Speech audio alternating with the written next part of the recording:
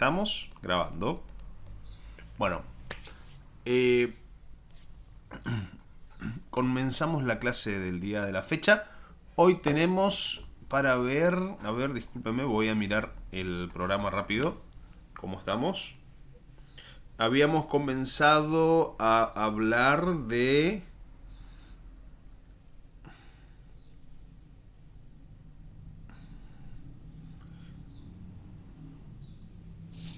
del eje temático B, ¿verdad?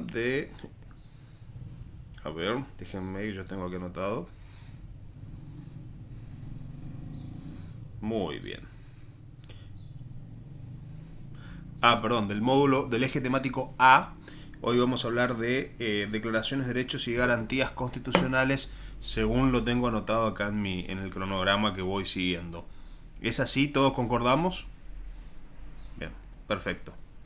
Bueno, esta es una unidad que suele gustarles a ustedes los alumnos, por la sencilla razón de que todos tenemos una opinión, en principio, y para esto no hace falta ser abogado o entender por cualquier razón de cuestiones jurídicas, sino que todos tenemos una noción correcta o incorrecta del alcance de nuestros derechos.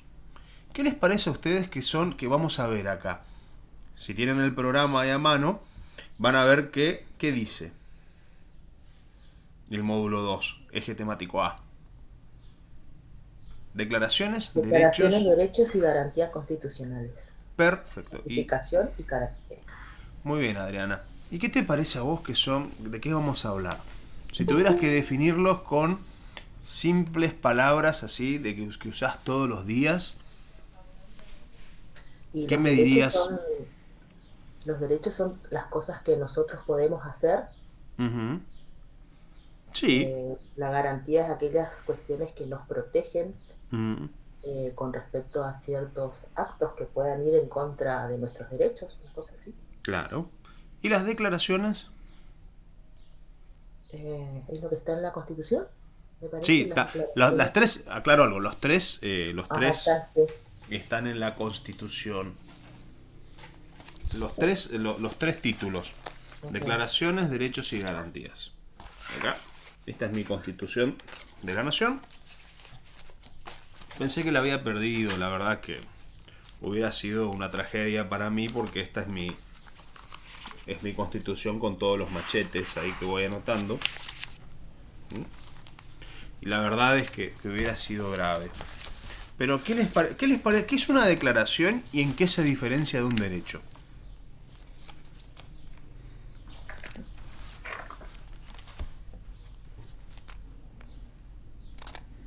Yo tengo acá que lo que hacen las declaraciones es el reconocimiento formal de los textos legales. Uh-huh. Es decir, tomar a los derechos humanos como derechos fundamentales. Claro. Y las correspondientes garantías de cada uno. Bueno, o sea, no se diferencia mucho una declaración de un derecho, entonces, según lo que me dice Matías. Sin embargo, tiene que haber una diferencia, porque si no, no lo ubicaríamos como títulos separados. Pero creo que hace referencia exclusivamente a los derechos humanos.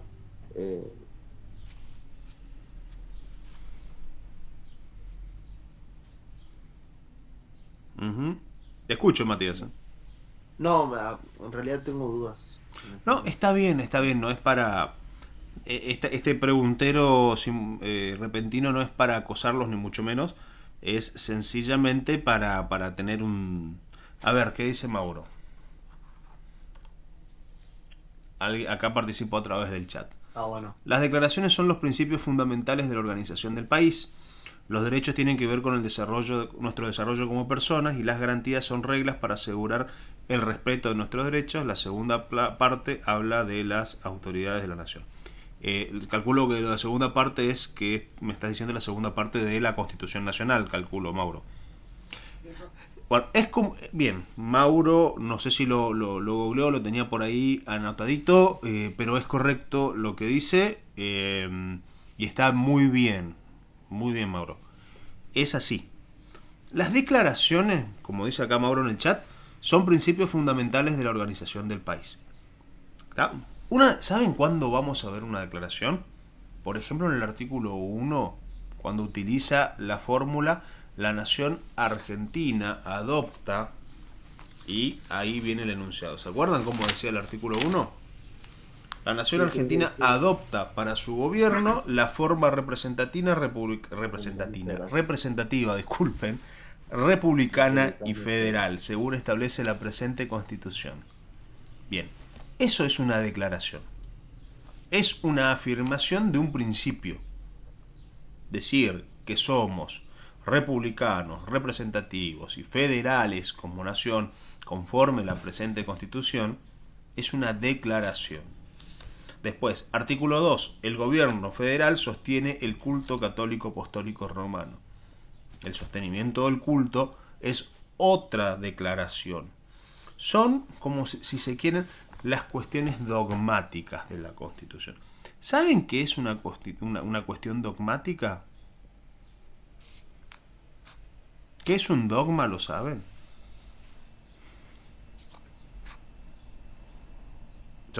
Es parecido a un término religioso, ¿verdad? ¿Les suena el dogma de las religiones? Claro.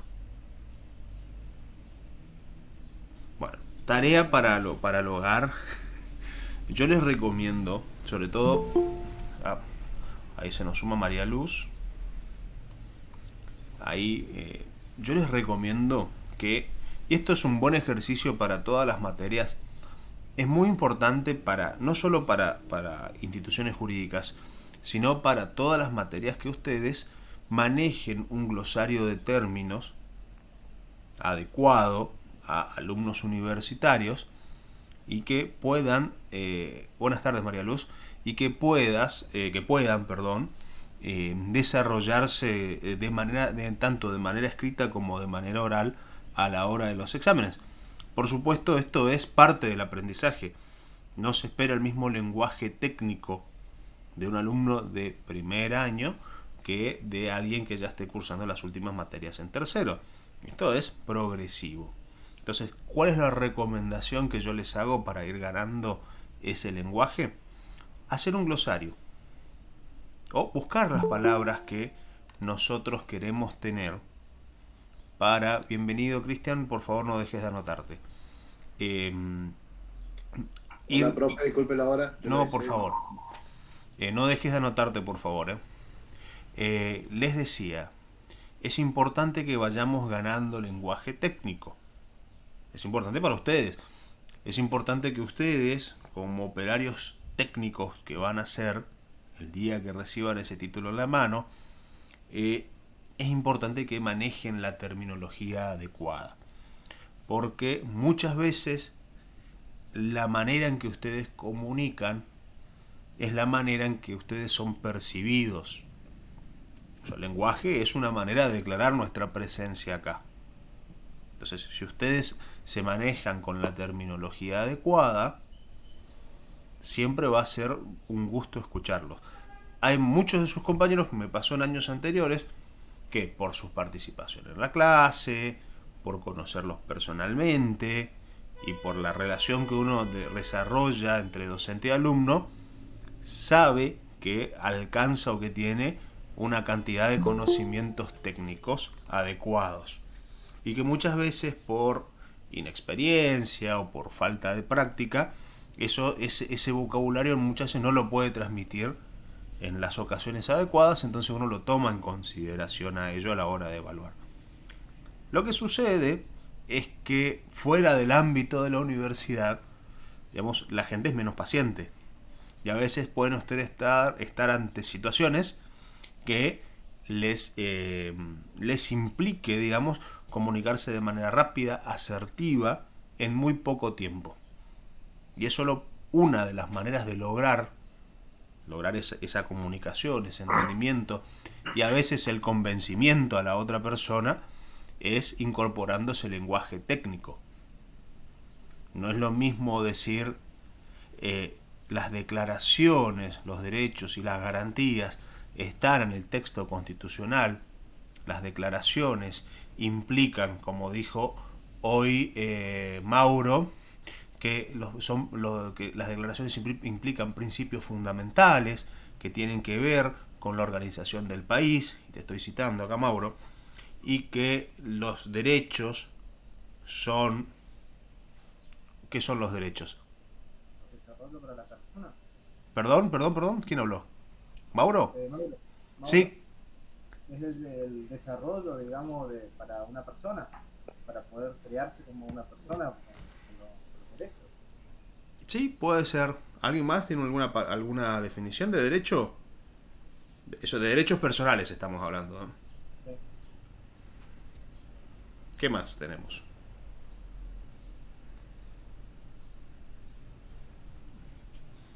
¿Tenemos alguna otra definición?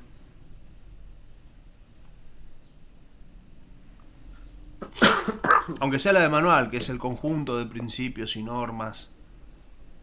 También, los derechos también, a ver, una declaración en cierto sentido puede establecer derechos. Porque fíjense que hablamos de derecho en cuanto a principios y normas. Y una garantía también puede decirse que es una clase especial de derecho. Y para redondearles la idea que tenía, no es lo mismo manifestarse en estos términos que decir, mira, un derecho es algo que yo tengo, a lo que yo tengo acceso para protegerme y me permite hacer ciertas cosas. Que decir, bueno, mira, los derechos, en cuanto a la definición, son un conjunto de principios y normas, y ahí comenzás a hilvanar un discurso. Por eso es importante que vayamos ganando esto, todos como alumnos. Inclusive, miren, yo tengo ya unos cuantos años de egresado universitario y sin embargo no conozco la totalidad de la terminología, porque todo el tiempo se puede ir aplicando nueva y bueno, uno tiene que ir incorporándola y eso mejora de a poco. O sea, esto es como... ¿Nunca vieron esos artesanos que comienzan trabajando una piedra gigante y la van haciendo cuadrada y van trabajando y cada vez queda más pulida y más lisa? Bueno, es la idea, digamos, que vayamos trabajando esa piedra bruta gigante y la vayamos cuadrando y la vayamos poniendo recta para que sirva para trabajar a otras cosas. Entonces, ¿qué les quería transmitir? Con eso, bueno, mejoremos nuestro lenguaje técnico. Es importante, a la hora de evaluar siempre queda mejor una buena exposición. En el trabajo también se nota, porque demuestra preparación, esmero y conocimiento del tema. Y también, por otro lado, hace a lo que, aparte de lo que estamos acá, para lo que estamos acá reunidos hoy. Bueno, continuando. Nosotros, en esta parte de la Constitución, como les conté, tiene partes. ¿Ah? Tiene dos capítulos generales, dos partes. La parte de las declaraciones, los derechos y las garantías, que a su vez está compuesta por dos capítulos más, las declaraciones, derechos y garantías, y una nueva que se incorporó en la reforma de 1994, que es la que habla de los nuevos derechos y garantías. Hablamos, digamos, en esta parte de la Constitución, que es tal vez la más interesante, la más linda, porque es la que delimita los grandes linderos de ese plano político que era la Constitución, los límites máximos. Es como, a ver, si hablamos de construir un edificio, las declaraciones, los derechos y las garantías son los cimientos. Son los que establecen muchas veces la ideología. Por eso les hablaba hoy de dogma. Y Mauro volvió a participar acá cuando hablaba y nos cuenta en el chat que dice: dogma es un principio o creencia que es considerado como verdad absoluta, irrefutable y se establece como base para cualquier campo del conocimiento. Un dogma sirve como punto de partida en el estudio de cualquier disciplina, ya que son los cimientos sobre los que se trabaja y se investiga. En efecto,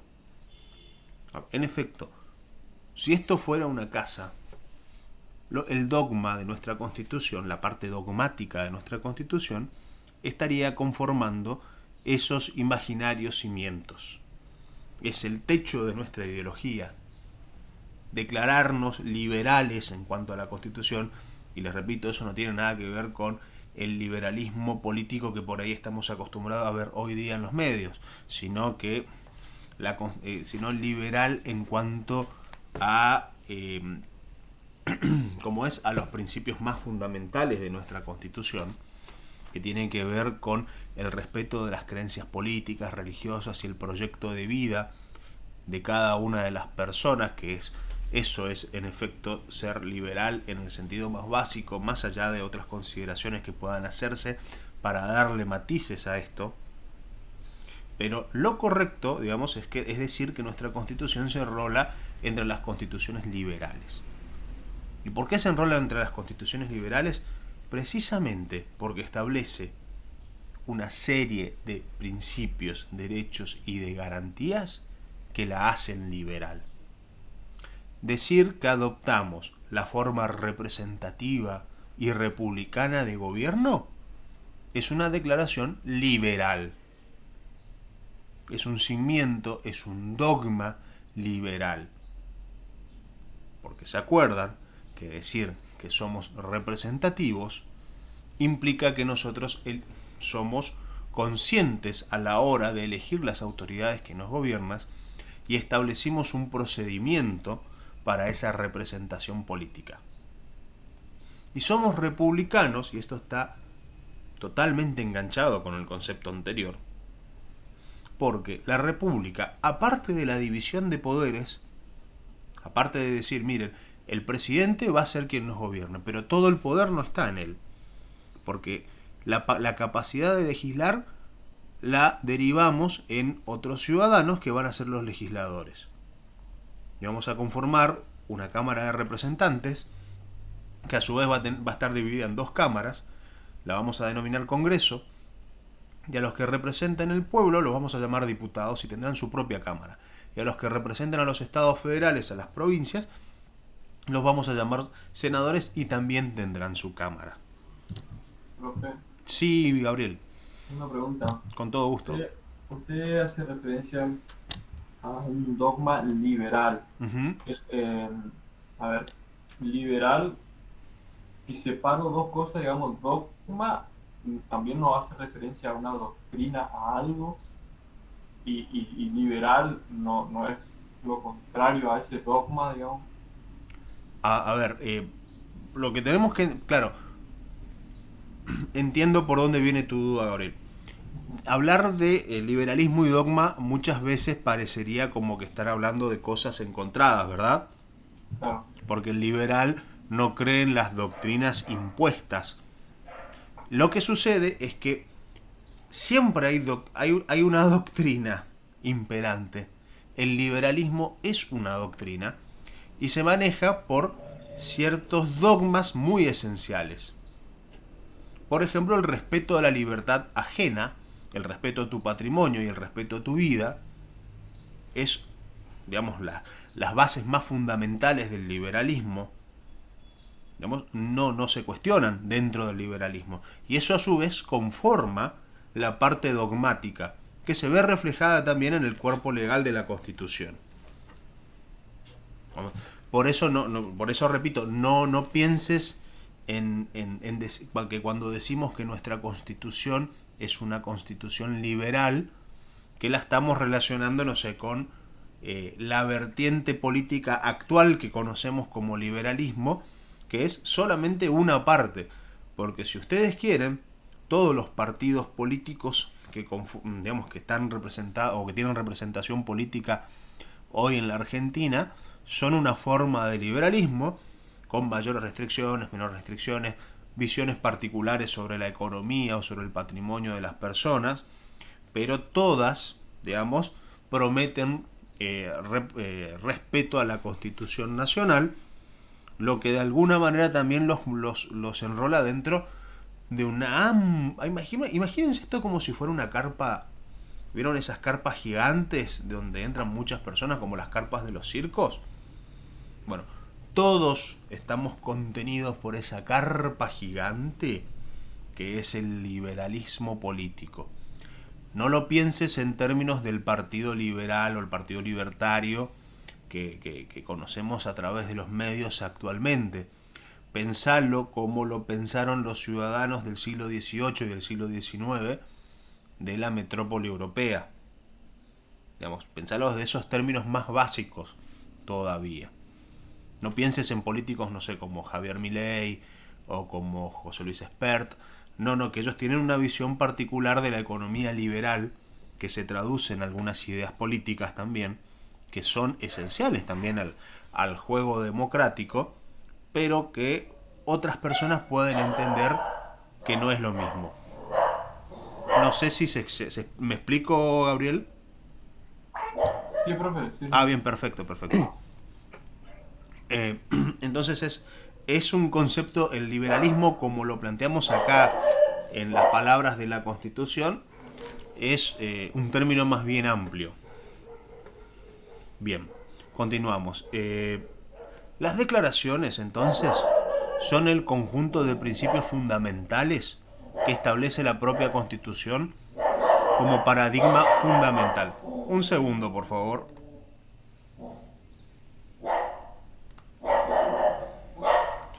Se pone a ladrar mi perrito igual. Parece que no se escucha nada. A ver. Bueno, entonces, para proseguir. Entonces, esos principios fundamentales, esos principios dogmáticos de los cuales estamos hablando, establecen ciertos límites o parámetros, perdón que repita la palabra, fundamentales, básicos, estratégicos, fundacionales. Busquen la palabra con que más cómodos se sientan, pero esos son los que sostienen las declaraciones políticas, porque son declaraciones políticas. Establecerse como representativo, republicano y federal son afirmaciones de tipo o de carácter político que establecen un tipo de país. No es lo mismo afirmarse como un Estado unitario que afirmarse como un Estado federal. No es lo mismo decir que somos federales a que somos una confederación. Porque todo ello va a implicar diferencias de tipo político esenciales y fundamentales y que tienen relevancia legal. Si nuestra Constitución, en lugar de afirmar que es federal, hubiera afirmado que es un régimen unitario, no tendríamos los ciudadanos el derecho legal de conformar provincias o estados subnacionales. ¿Se entiende? ¿Por qué es importante saber qué es una declaración? Entonces, una declaración es una formulación de tipo legal, es un discurso, es una declamación, es un anuncio que establece esos principios fundamentales de organización que va a tener nuestra Constitución. Eso es lo que le tiene que quedar claro. Y en cuanto a los derechos, son reconocimientos de tipo legal que la ley hace a las personas, a los particulares, con respecto a determinados asuntos. En la Argentina hay una serie de derechos muy básicos de los cuales se pueden desprender todos los otros derechos que están contenidos en la Constitución. ¿Se acuerdan que yo les conté que si la Constitución Nacional fuera, si el sistema de derecho fuera asimilable a un árbol, la Constitución Nacional sería el tronco principal de ese árbol y todas las otras ramas del derecho público y algunas del derecho privado también, se van a relacionar con ese gran tronco principal que tenemos. No es posible, inclusive fíjense que de los derechos fundamentales consagrados en la Constitución, derivan otros derechos que en principio o en apariencia no guardarían relación con el derecho constitucional. Pero si yo les digo que ustedes, conforme la Constitución, tienen derecho a trabajar en toda industria lícita, a emprender cualquier negocio siempre y cuando sea lícito, y eso está reconocido en el texto constitucional, van a entender de entrada que su derecho a ejercer el comercio viene fundamentado a través de la Constitución Nacional. Es decir, esto es un sistema. ¿Eso sería, profe, derecho positivo? Claro, la Constitución es derecho positivo. Derecho positivo, ¿saben lo que es el derecho positivo? ¿Han escuchado hablar en otras oportunidades del derecho positivo?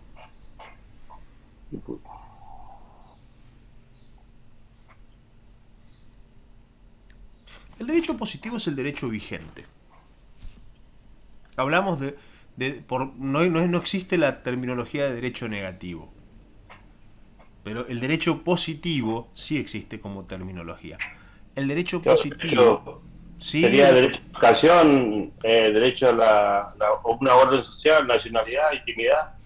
No, es más básico todavía que eso, porque dentro del derecho positivo vos tenés el derecho a los derechos humanos, y ya te voy a explicar, vamos a apartar un ratito ahora, voy a hacer un apartado especial para hablar de ello. La contraposición al derecho positivo no es el derecho negativo, valga el chiste, es el derecho natural. El derecho natural es una concepción muy antigua del derecho, tan antigua como San Agustín. ¿Lo conocen? ¿Escucharon hablar de San Agustín? ¿No? ¿Nunca escucharon hablar del santo San Agustín? Sí, profe, era un teólogo. Era un teólogo, era un doctor de la iglesia, era una persona que sabía mucho. San Agustín hablaba precisamente de la existencia del derecho natural. Y el derecho natural, decía San Agustín hace muchísimos años, casi 1000 años atrás, nos decía que el derecho natural es el derecho que existe y le es inherente a las personas, aún en un caso hipotético en el que no existiera Dios, porque era una formulación de tipo teológica, porque Cristian acá acotó, él era un teólogo de la iglesia. Entonces, mucho más adelante en el tiempo, el derecho natural es lo que nos permite hablar, por ejemplo, de la existencia de los derechos humanos, que están relacionados. Actualmente, la existencia de los derechos humanos está reconocida por el texto de la ley. Pero ¿qué pasaría si, por ejemplo, nosotros viviéramos en un estado de tipo totalitario como la Alemania de la década del 30 y mediados del 40, donde había un dogma político que decía que solamente los ciudadanos que representaran o que fueran de la raza aria tendrían la totalidad de los derechos políticos. Y si pertenecían a alguna otra nacionalidad o etnia, no los tenían. Que es el caso, por ejemplo, entre otros pueblos, el caso del pueblo judío en Alemania. Y ustedes saben lo que sucedió. Contra estas personas se cometió el delito de genocidio. Y cuando culmina la guerra, los ganadores de la guerra, las 5 potencias, dicen: caramba, vamos a juzgar a estas personas para que nunca más se repita el delito de genocidio. Y se juntan y conforman el famoso Tribunal de Nuremberg. ¿Escucharon hablar del Tribunal de Nuremberg? Que juzgó a los jerarcas nazis de la Segunda Guerra, los que ordenaron la matanza de, entre otros pueblos, el pueblo judío. ¿Escucharon hablar? ¿Vieron alguna película? Sí. Nuremberg es una ciudad de Alemania. ¿Sí? ¿Les saben? Sí, Profe, sí.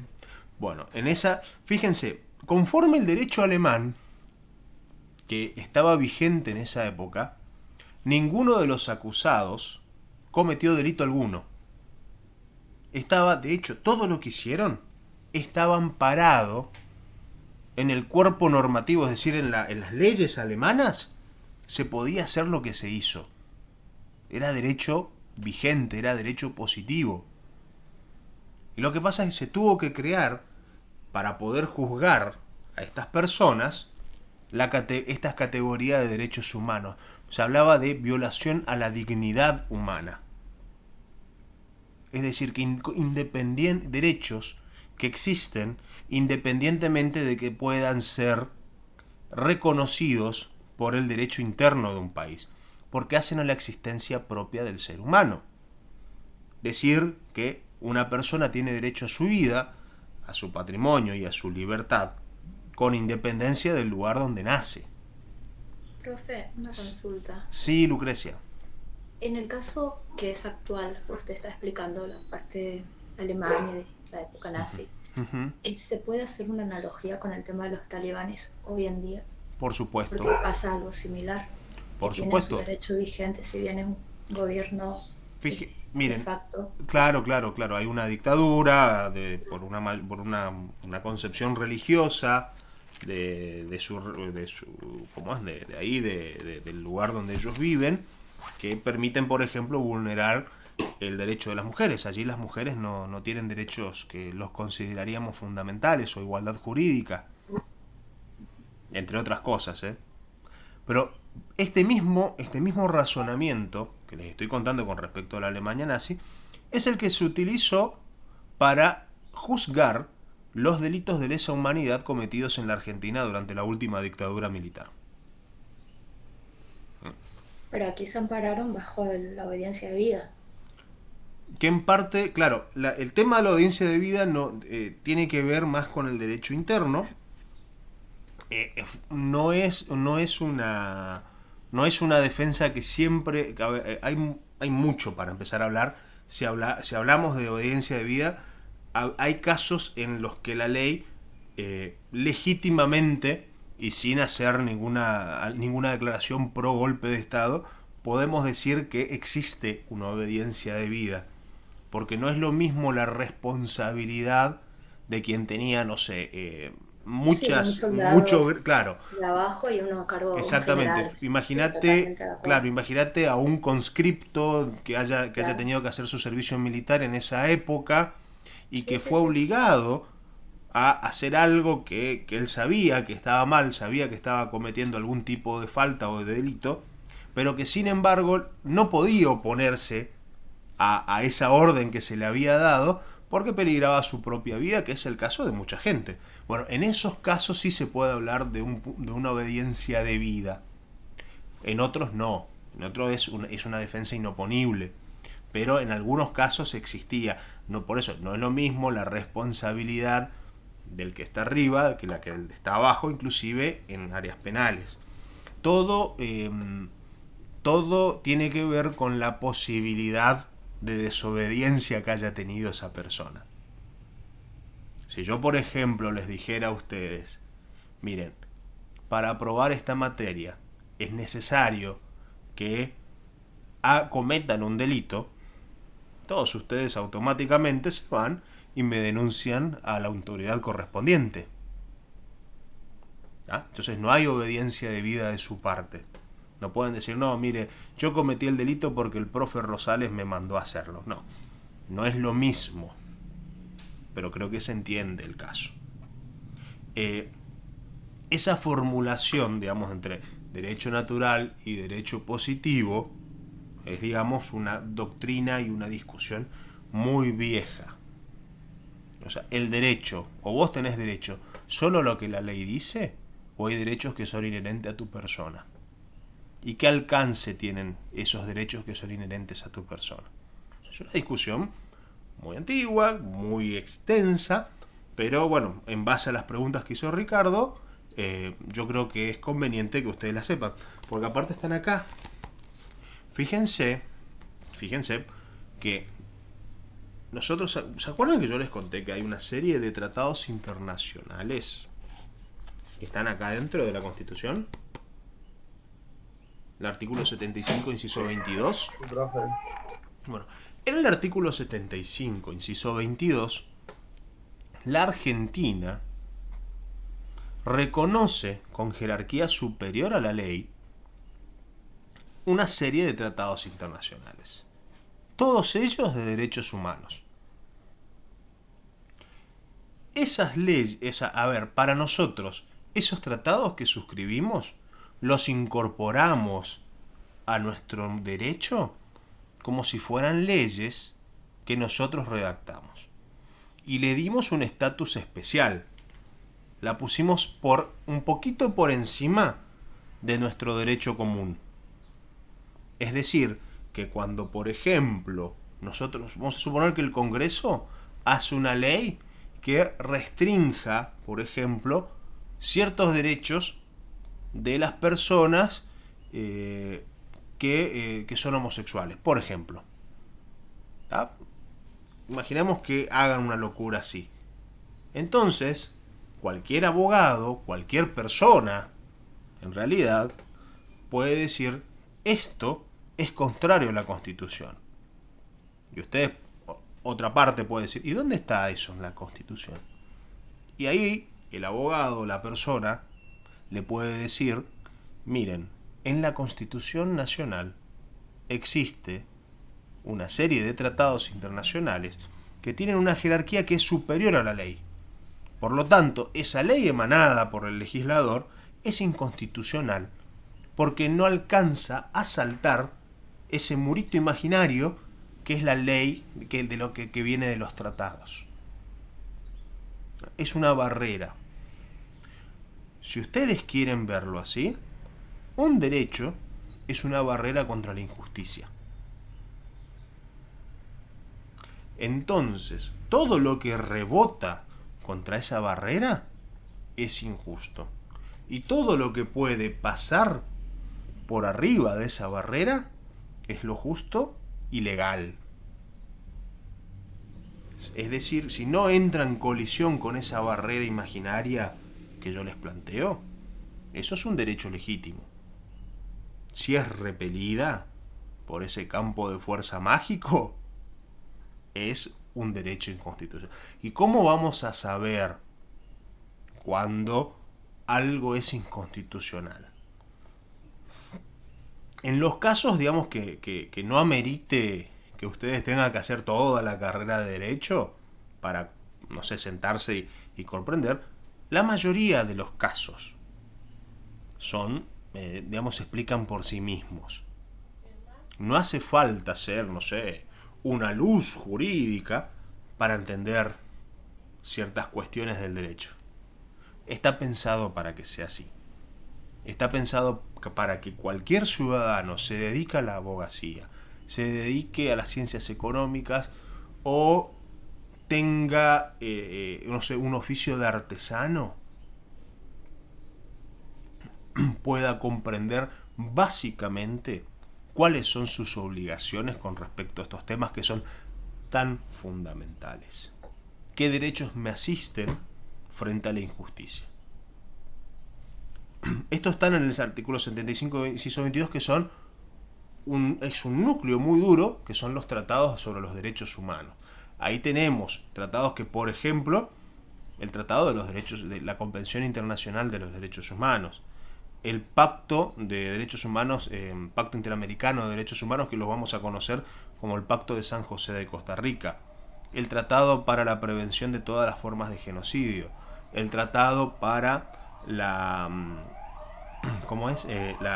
sobre los derechos políticos, económicos, sociales y culturales de las personas, el Tratado sobre la eliminación de todas formas de discriminación contra la mujer. Todos esos tratados son, derechos del niño y Convención de los Derechos del Niño, todos esos tratados tienen una jerarquía superior al de la ley común. Solo por debajo del texto constitucional. Pero lo puse al revés. Solo por debajo de la Constitución. O sea, si esto fuera una pirámide, en la punta de la pirámide tenemos a nuestra Constitución. una rayita por debajo están los tratados sobre los derechos humanos. Luego, todas las leyes comunes y ordinarias. Ahora bien, hay derechos que están contemplados muy explícitamente por nuestra Constitución Nacional en esa primera parte, que son, yo les diría que son el corazón de los derechos. Es la parte más dura, es la parte, digamos, más fundamental de todo lo que tiene que ver con los derechos constitucionales. ¿Conocen alguno de esos derechos que yo les estoy haciendo referencia, que son los que están en la primera parte? ¿Podrían ubicarlos algunos? Derecho a la vida, a la libertad. Derecho a la libertad. Integridad física, a votar y ser votado. Uh-huh. Peticionar a autoridades de Bien. usar y disponer de la propiedad. Exactamente. Fíjense, el artículo 8 de la Constitución es el derecho a la ciudadanía, por ejemplo. Dice, los ciudadanos de cada provincia gozan de todos los derechos, privilegios, inmunidades inherentes al título de ciudadano en las demás. Eso quiere decir que si ustedes están en Corrientes o están en Chaco o en Santa Fe o en Tierra del Fuego, los derechos se aplican de igual manera. ¿Tá? La prohibición de aduanas interiores, artículo 9. Eso quiere decir que si ustedes se trasladan de una provincia a la otra, no hay aduanas. Sencillamente, con el solo hecho de ser ciudadanos, o inclusive siendo extranjeros, podemos circular libremente dentro del territorio nacional sin mayores restricciones. Profe, una consulta con respecto a eso de la aduana, y de la aduana interna estamos hablando. Sí. A mí me pasó en un viaje trasladar de Mendoza frutas que llevaba para consumo propio a otra provincia y me pararon justamente, me confiscaron la fruta. Bueno, eso en realidad, más que una restricción a tu circulación, es una restricción razonable, te diría, respecto del ingreso de ciertos productos a ciertos territorios protegidos porque tienen que ver con la economía de esos lugares. Claro, lo entendí, porque me explicaron que era por el tema de la mosca, claro, el tema para el cuidado de los cultivos. Pero muy probablemente a vos o a cualquier otra persona, digamos, pueda parecer hasta ridículo una cosa así. Pero eso en realidad es una aduana o, si se quiere, una restricción de circulación de ciertos productos no autorizados porque pueden ocasionar, digamos, algún tipo de debacle más sobre el lado de la producción y lo económico. Pero que tampoco implica, digamos, un grave menoscabo a tu patrimonio, porque calculo que vos no venías con 1 tonelada de fruta, sino que tenías, digamos, fruta para, no sé, por decirte, o sea, más allá de que vos podrías haberte sentado a comer ahí mismo la fruta y entrabas, ¿verdad? Era así, lo que ellos me plantearon. Vos lo que no podés hacer es transponer, digamos, ciertos umbrales físicos con eso, porque existe un riesgo de tipo fitosanitario. Lo mismo ocurre, por ejemplo, con el ganado con aftosa. Hay zonas que son libres de aftosa en la Argentina y son muy celosos de que circulen o que camine, digamos, animales de pezuña partida, o sea, como las vacas, en esos lugares, porque la aftosa es una enfermedad que al ser humano no lo afecta, pero sí afecta a todo el ganado de pezuña partida. Si ustedes llevan una vaca con aftosa a, no sé, a San Luis, muy probablemente todas las vacas de San Luis tengan aftosa, por esa única vaca. Si ustedes comen carne con aftosa, a ustedes no les va a hacer nada. Pero si se comen un asado de una vaca con aftosa, se toman un avión y bajan, no sé, en la provincia de Neuquén, van al baño, esas bacterias ahí de sus desechos pueden contagiar a todas las vacas de ese lugar. Es así de contagiosa, digamos, la situación. Por eso se prohíbe, digamos, la circulación de ciertos elementos que puedan ocasionar un daño a la fauna, a las producciones y eso. Pero lo cierto es que vos podés circular libremente. Dejabas supongamos que tenías, no sé, 1 docena de manzanas, la dejabas ahí y seguías circulando sin mayores restricciones. Vimos, Claro, vimos sí algunas cuestiones que para mí eran muy reñidas con estos derechos en el caso de la pandemia, cuando en ciertas fronteras provinciales no te dejaban avanzar o te establecían requisitos que los determinaba cada uno de los propios gobiernos provinciales. Eso para mí fue, digamos, reñido con estos artículos que estamos leyendo ahora, que tienen que ver con la ciudadanía. Si vos te ibas de acá a la ciudad de Corrientes, tenías que cumplimentar con una serie de certificados y requisitos que para mí estaban muy reñidos con esto. Pero bueno, eran tiempos especiales y particulares. La verdad es que eran cuestiones complicadas. Bien, lo mismo sucede con si ustedes tienen un buque, por ejemplo un barco, pueden circular libremente por los ríos nacionales. Después hay un artículo que es el 13 que establece la posibilidad de que se puedan crear nuevas provincias dentro del territorio. Después, y después tenemos un artículo que es fantástico, no sé si se leen ahí, que es el artículo 14. Todos los habitantes de la nación gozan de los siguientes derechos conforme a las leyes que reglamentan su ejercicio, a saber, trabajar, ejercer toda industria lícita, de navegar, comerciar, peticionar a las autoridades, de entrar, permanecer, transitar y salir del territorio argentino, de publicar sus ideas por la prensa sin censura previa, de usar, disponer de su propiedad, asociarse con fines útiles y de profesar libremente su culto y enseñar y aprender. Allí es como que están todos los derechos en un solo artículo. Están casi todos los derechos ahí. Por supuesto hay otra serie de artículos que le dan más fortaleza aún a esto. Pero básicamente es todo lo que ustedes pueden hacer por sí mismos. Trabajar, aprender, enseñar, profesar libremente su culto, expresar sus ideas a través de los medios, porque dice de la prensa, pero se entiende que es a través de todos los medios. Peticionar a las autoridades si estamos disconformes con algo. Todo ello sin que sea considerado o que pueda ser considerado ilegal. Imagínense que les establecieran a ustedes la prohibición de reclamar a las autoridades. ¿Dónde quedan los derechos gremiales? ¿Dónde quedan los derechos de la ciudadanía? Supongamos que, olvidémonos por un segundo de los derechos gremiales, supongamos que en nuestro barrio se están cometiendo ilícitos todo el tiempo y llevamos esos reclamos a las autoridades. O nos prohíba, mejor dicho, llevar ese reclamo a las autoridades. Todo ello es esencial, todo lo del artículo 14 es fundamental para ejercer los derechos de nuestra ciudadanía.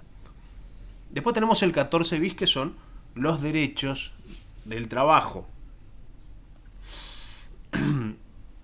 Jornada limitada del trabajo, igual paga por igual labor, salario mínimo vital y móvil, el derecho a participación en las ganancias de la empresa, que es un derecho que no siempre se cumple, libre asociación gremial, protección del empleo público, muchos otros que están ahí en el 14 bis, que son los derechos del trabajador.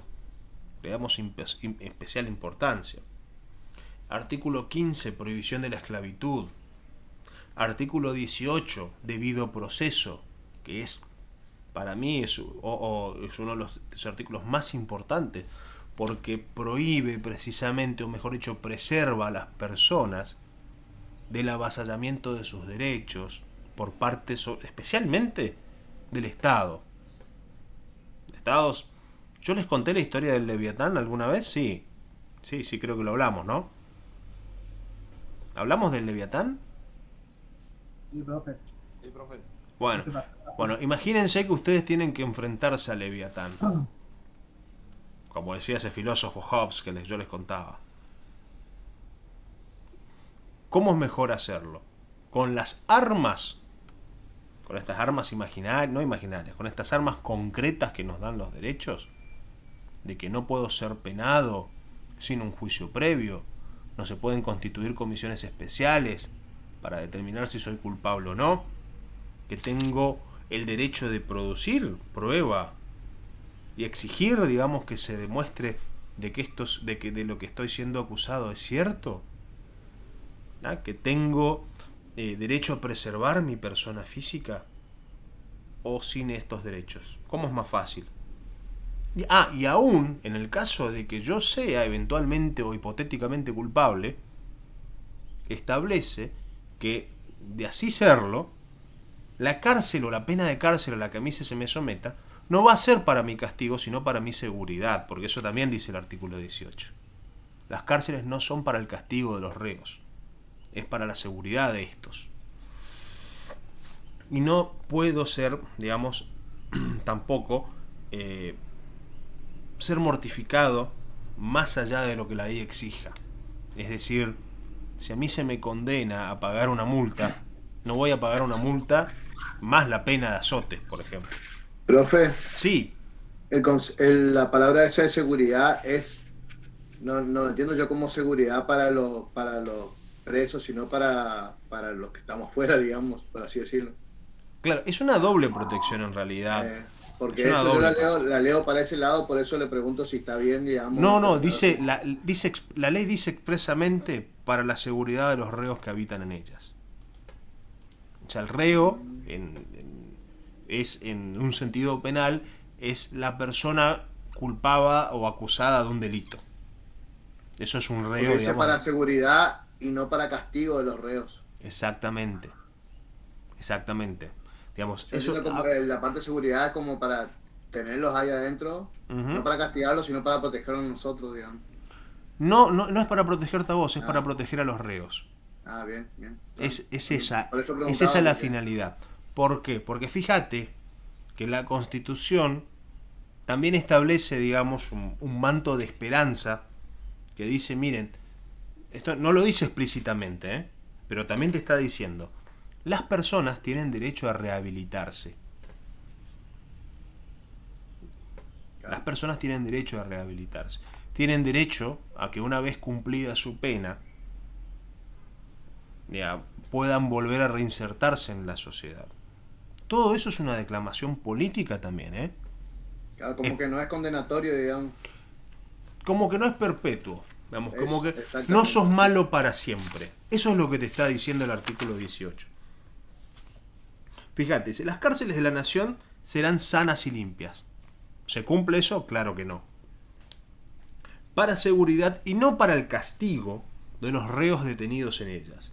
Y toda medida que a pretexto de precaución produzca mortificarlos más allá de lo que ella exija, hará responsable al juez que lo autorice. Todo esto no lo pensamos en 1994. Esto es el texto original de 1853. Con todas las limitaciones de las personas de la época, digamos, era así. Se mantenía. Si después eso se cumplió o no se cumplió, podemos discutirlo. Pero la Constitución lo afirmaba. Decía que nadie es malo desde su nacimiento, y si aún se demostrare que es malo ahora, no lo va a ser para siempre. Y que una vez cumplida esa pena, puede volver a la sociedad rehabilitado.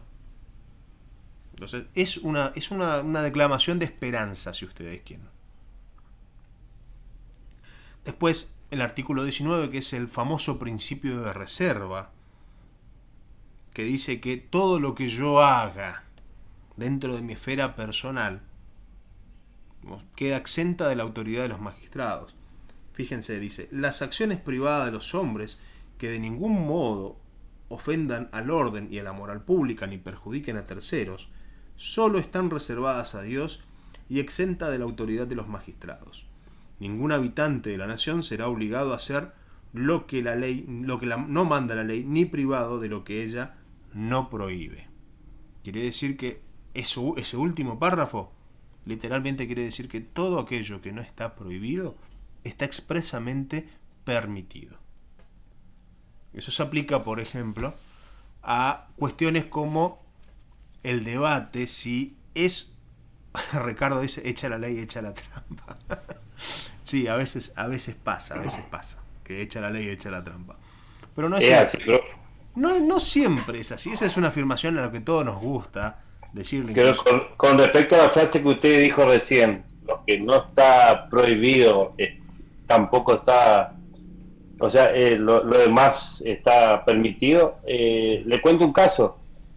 Un amigo se levanta a la madrugada, plantéense todos los que están escuchando esto, usted está durmiendo en su habitación, Uh-huh. se despierta y encuentra a una persona al lado de su cama, sin Ujú. hacerle nada, simplemente está parado al lado de su cama. ¿Qué reacción tienen cada uno de ustedes? Y bueno, esa persona está cometiendo un delito. Sí, pero al llamar policía y qué sé yo, fue un famoso caso, me contó un amigo fiscal. Simplemente fue el delito de allanamiento. Sí, No se le el culpó delito es por allanamiento de nada, morada, sí. sí, nada más. Y él, como él explica, pudo haber agarrado un arma, pudo haber defendido por el susto y todo, pero iba a terminar preso él. Claro, a ver, no sé, esa persona tenía algún daño psicológico, psiquiátrico, alguna cosa así. Nada de nada. O sea, Después se supo que fue como un aviso de amenaza por una cuenta que tenía. bueno, entonces un allanamiento, ahí podría haber otro delito más, que es la intimidación. No, porque simplemente usted se despierta y encuentra a la persona al lado de su cama, sin ningún tipo de reacción, nada de nada. El tipo está parado ahí. Podría Se haber, enamoró. digamos, no sé, o sea, suponiendo que yo lo pudiera relacionar esa conducta con la existencia de alguna amenaza previa, podría haber algún tipo de intimidación. Aparte de que si eso se da en la noche, ahí está el tema de la nocturnidad. Es decir, hay una serie de cosas ahí que se pueden hacer. Lo cierto es que en lo concreto, digamos, no hay más que eso que Ricardo describe. O sea, no está bien. Supongamos que esa persona se hubiera despertado, se hubiera exaltado y lo hubiera golpeado de manera vehemente a ese otro sujeto. Es que todos reaccionamos distintos. Si eso sucede en mi habitación, ese ya no cuenta el cuento. A ver, claro, puede ser, digamos, inclusive hasta tendrías defensas. Eso se llama, digamos, cuando el estado crepuscular de las personas, que es cuando vos te atacan en esas circunstancias. Si te excedieras en tu defensa, podés alegar que existe eso que se llama estado crepuscular, que porque hay una disminución de tus facultades en ese preciso momento que no te permiten evaluar la totalidad de la amenaza o el alcance de esa amenaza, y vos la percibís como mucho mayor y tu respuesta es más instintiva que racional. Entonces podría haber un atenuante si es que cometieras un exceso. O sea, echa la ley, echa la trampa. O sea, como vos me planteas, yo también te puedo plantear una defensa. Y eso que no hago derecho penal, o sea que inclusive un penalista podría tener mayores argumentos que los que tiene Rosales. Pero ¿a qué voy con esto? Este derecho, el derecho del es el derecho del principio de reserva, el artículo 19 de nuestra Constitución, es un derecho fundamental para ustedes, personas. Es el derecho que nos permite autodeterminarnos en parte. Imagínense que por ley estuviera penado que las personas del mismo sexo puedan vivir juntas en unión. Imagínense que ustedes puedan ser penados por consumir alcohol de más. Y este mismo artículo es el que sostiene, digamos, que el consumo de estupefacientes, en tanto y en cuanto se produzca en la intimidad de la casa de cada uno de nosotros, es una actividad exenta del peligro del peligro social que representa, o mejor dicho, establece un peligro más bien de carácter abstracto, y que si de ninguna manera yo estoy perjudicando a terceros, como por ejemplo hacerlo en presencia o con participación de menores, yo lo puedo hacer lícitamente en mi hogar, en la intimidad que mi hogar me facilita. O sea, a ver, conducir, inclusive desplazarse en estado de ebriedad, aunque sea a pie, es una falta legal, ¿verdad? O sea, no podemos estar en estado de ebriedad en la vía pública, haciendo desmanes. Ahora, si yo quiero en la intimidad de mi casa y con la puerta cerrada y sin perturbar la paz de mi vecino o de las personas que viven conmigo, tomar todo lo que quiera, puedo hacerlo, ¿verdad? Todos los días, a toda hora, sin mayor exigencia de responsabilidad que la propia. Y eso no puedo ser penado por ello. Y eso me lo permite el artículo 19 de la Constitución, que me dice que todo lo que yo haga en la intimidad de mi hogar está exento de que un juez lo pueda revisar y decirme que está mal. Luego tenemos, ¿qué más? A ver, ¿alguien conoce algún artículo que diga?